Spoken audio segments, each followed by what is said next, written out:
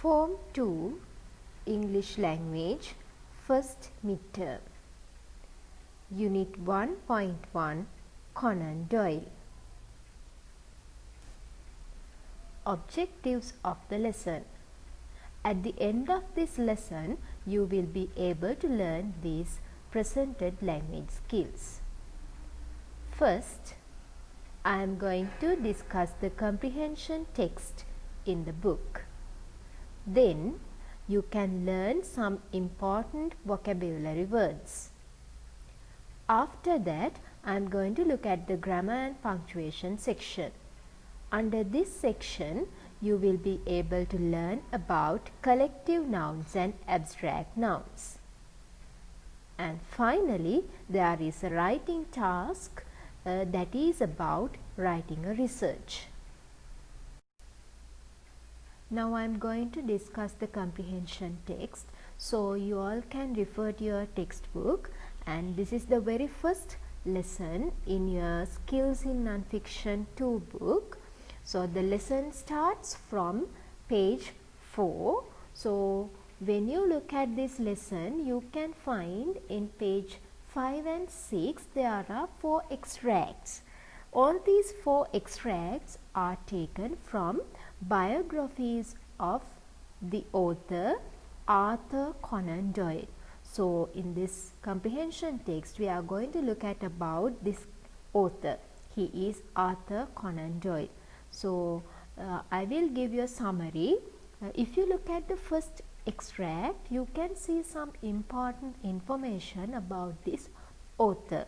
His full name is Arthur Ignatius Conan Doyle, and he was born on 22nd of May in 1895 in Edinburgh. And after that, you can find his father's full name. His father was Charles Altamont Doyle, and he was a chronic alcoholic. Because of his father's excesses, Arthur Ignatius Conan Doyle, they had very little spare money. So some members of the Doyle's family, it means Arthur Ignatius' relatives, they helped him. They paid money for his studies, and he spent 7 years at school in England. In that school, discipline was very strict, so children didn't have much freedom. So only the moments of happiness for Arthur Ignatius was when he was writing to his mother and when he was playing cricket. After leaving from that school, he went to the University of Edinburgh and he studied about medicine. In that university, he met Dr. Joseph Bell, and he is the one whom Arthur based his most famous character, Sherlock Holmes. I think you all know about this character, Sherlock Holmes. So who is the one helped him to create this character? He is Dr. Joseph Bell. That is all about Arthur's biography in the first extract. Let's look at the second extract then. There you can find something about his father, mother, and their things related. It means the what are the things that he has inherited from his mother and father, those things. Let's see. So at the age of 22, Charles Altamont Doyle. Now you know Charles Altamont Doyle is Arthur Conan Doyle's father. So his father married Mary Foley. Mary Foley is Arthur Conan Doyle's mother. She was 17 and a vivacious and very well educated young lady. Arthur's mother was very well educated lady. And she had the ability of relating stories. So she was a master storyteller. And even in his autobiography, or in his autobiography means Arthur Conan Doyle's autobiography, it means what he is writing about himself. In that autobiography he wrote this thing: in my early childhood, as far as I can remember anything at all, the vivid stories she would tell me stand out so clearly that they obscure the real facts of my life.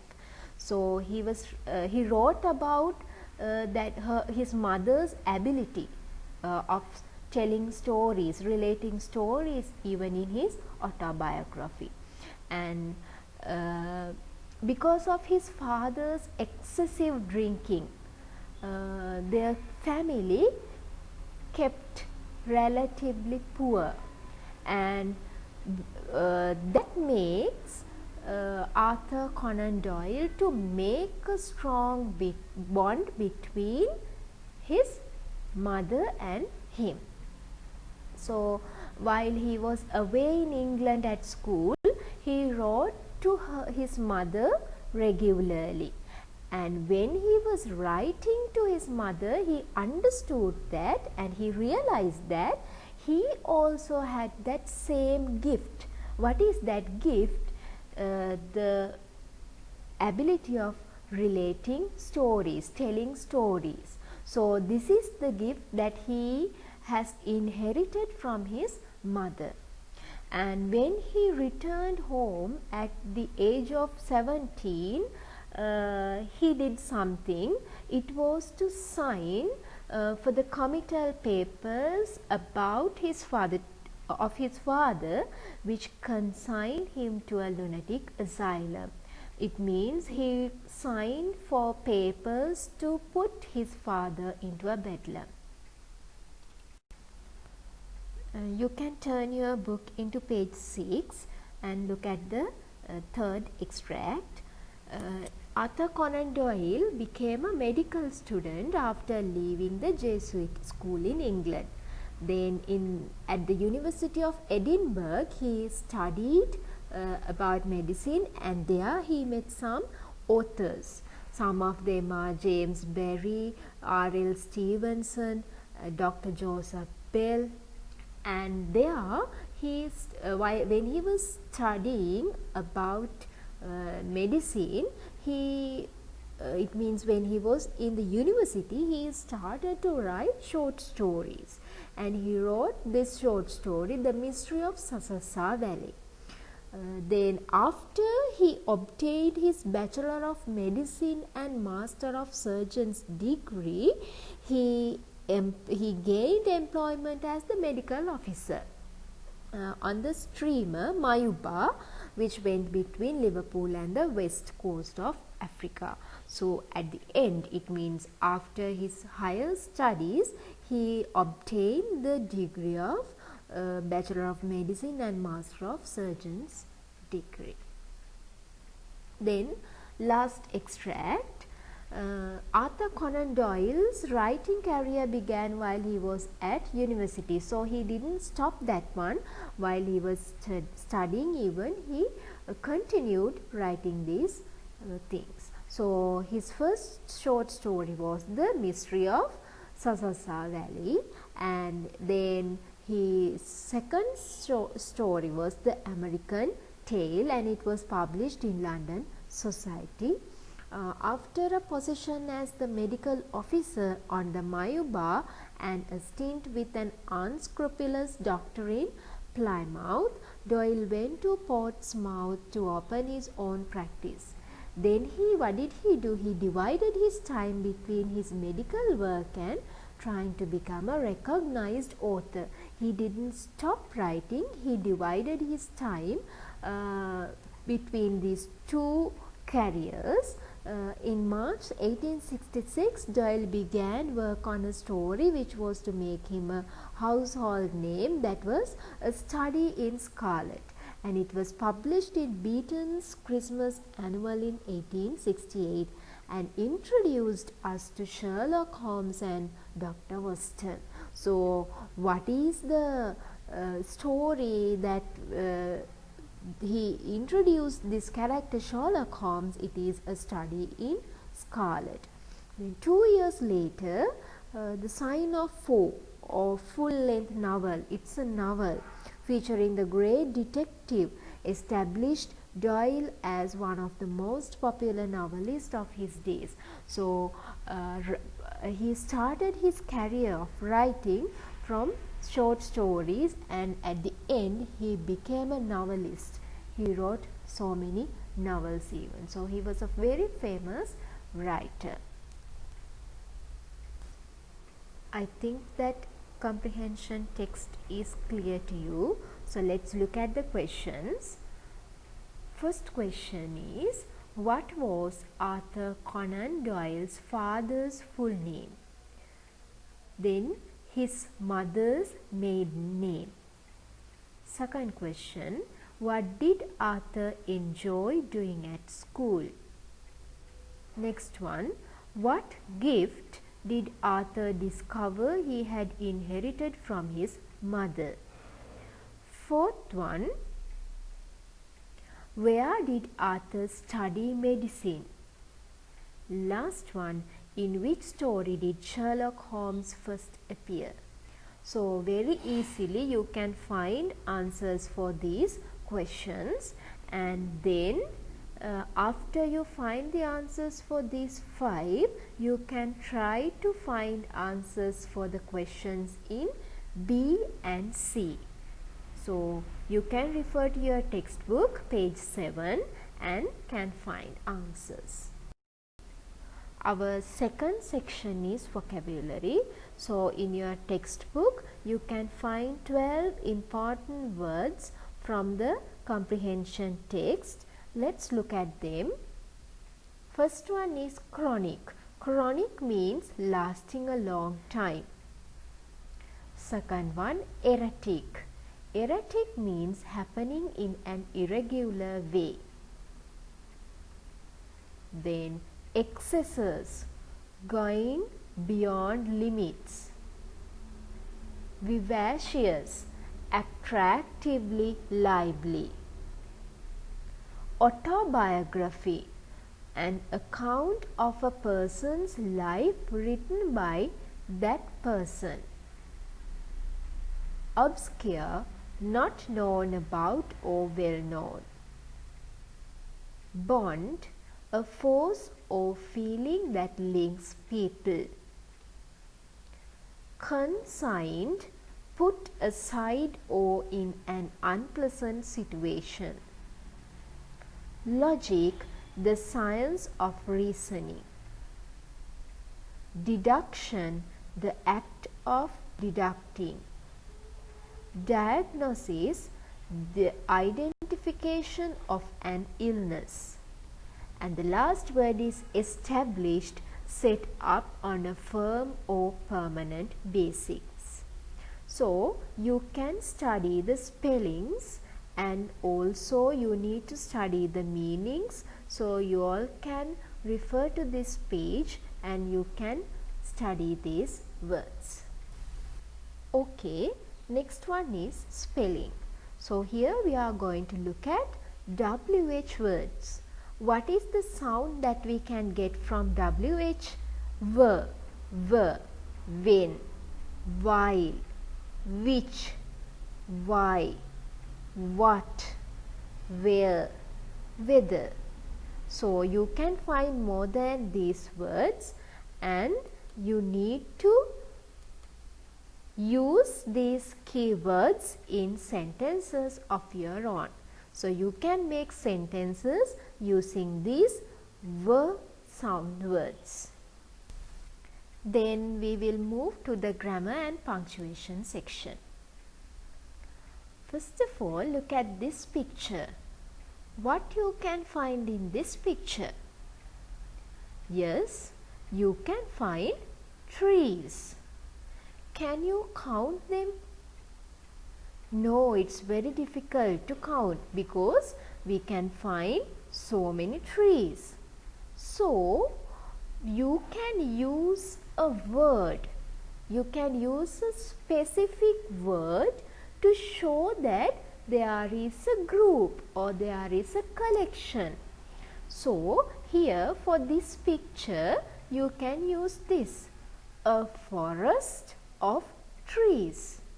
The word forest, it is a noun and it shows that it has a collection, it has a group. So we call these types of nouns as collective nouns. A forest of trees. Forest is a collective noun. Then we have the preposition of, after that we have the plural noun, trees. So what is a collective noun? Collective nouns are name collections of people, animals or things. Some examples for collective nouns are pack, tribe, colony, herd, pile, flock, etc. So you can find more than these. Try to find more collective nouns. Right. Now you know about collective nouns. Let's move to the other type. First, look at this picture. There are some pictures and for each picture there is a describing word. Right? What are the words that we have? Anger, favorite, bravery, friendship, childhood. Right. Now if we take this word childhood, look at the picture for that word. Yes, children are playing. So we use this term or the word childhood to show that a specific time period. It means children play, the time period of small children, we call that time period as childhood. So can we touch this childhood, this time period? No, we can't. Can we smell it? No. Can we taste that one? No. Can we hear like? No. So we can't see, we can't taste, we can't touch, we can't smell it, we can't hear it. So these types of nouns, we call them as abstract nouns. So abstract nouns refer to things that cannot be touched. Not even touching, we can't see it, we can't smell it, we can't taste it, we can't hear it. So what are the examples? Childhood, justice, soul, favorite, anger, friendship. Those are some examples. So the nouns that we cannot touch are called as abstract nouns. Right. I think now you can find what are collective nouns and abstract nouns. So collective nouns means a group of things, collection. Abstract nouns means the nouns that we cannot touch. So here you can find some nouns, right? Some are collective nouns, some are abstract nouns. What you want to do, you want to select the correct type of noun. So this table is there in your textbook, so you can refer to your textbook page 8 and can do this activity alone. Okay. There are some abstract nouns that we can form from adjectives. Now look at this example. Yes, strong boy. So you can find the word in red is strong, and after that there is a noun, boy. So the word strong describes about the noun boy.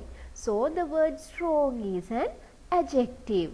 So from this adjective we can form the abstract noun. The abstract noun of the adjective strong is strength. Then look at this second one, beautiful flower. Beautiful is the adjective. The abstract noun that you can form from this adjective beautiful is beauty. So likewise, you can form abstract nouns from adjectives. So there is a table. In the first column you can find adjectives such as strong, cowardly, courageous, thirsty, hungry, scarce, beautiful, free, anxious and hysterical. So you want to form the abstract nouns from these adjectives. So you can refer to the dictionary and can take help and can find abstract nouns. Our final section is writing, and we are going to look at about research writing. When you research a subject, you need to use various sources. You need to make notes and you need to write up your notes in paragraphs. So the biographical extracts on Arthur Conan Doyle are the sources of information you could use to write a brief biography of the author. So what we have discussed at the beginning, those extracts are the sources or sources of information about this author. And then when you are writing a research, you need to follow up these language features. What are they?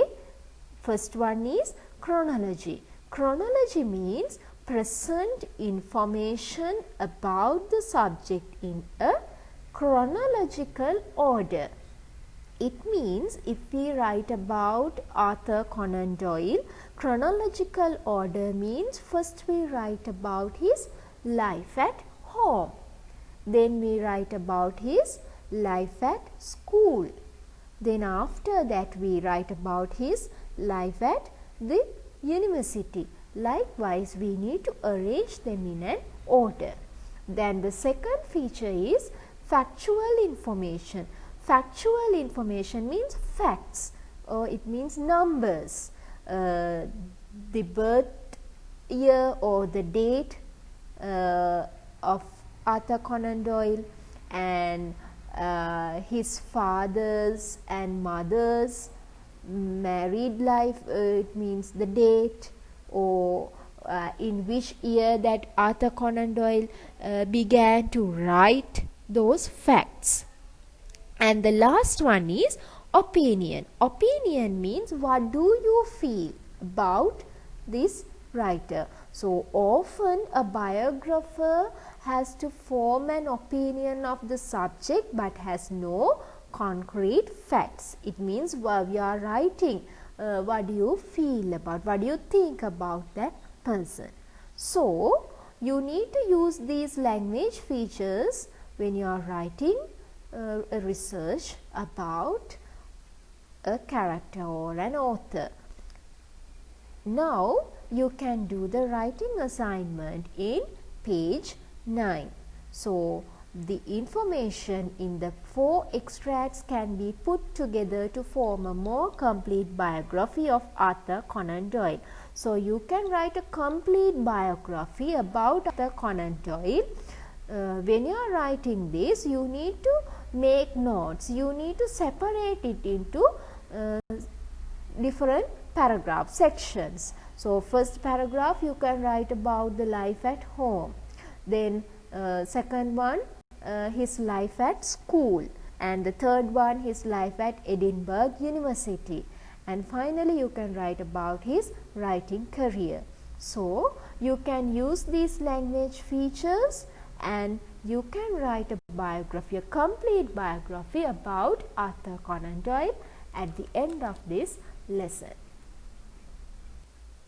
Right, so far in this presentation we have discussed about different sections. So let's look at the summary of this presentation. First we talked about the comprehension text about Arthur Conan Doyle. Then we discussed some important vocabulary words with their meanings. After that, we discussed the spelling section. There we talked about WH words with the sound V, and then we discussed grammar. There we talked about collective nouns and abstract nouns. Collective nouns means the nouns we use to refer to a collection or a group of things, people or animals. Abstract nouns means the nouns that we cannot touch. And finally, we discussed about writing a research, and there we talked about how to write a complete biography.